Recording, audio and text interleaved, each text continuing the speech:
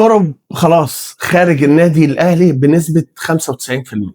فعلا ايه اللي قدمه ترب من ساعه ما جه؟ ولا حاجه. احنا الى الان طلعنا بموسم صفري، واخيرا الاداره خدت القرار الصح، اختارت ان هي تناصر الجماهير وترب خارج الاهلي.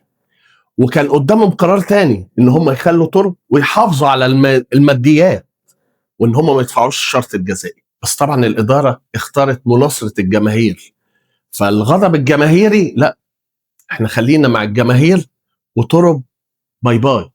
وهو دوت الفكر الصح، وفعلا ترب خارج النادي الاهلي، واساسا استمراريته كانت غلط. ويا ريت يا ريت نتابع العقود اللي بتبرم مع المديرين الفنيين.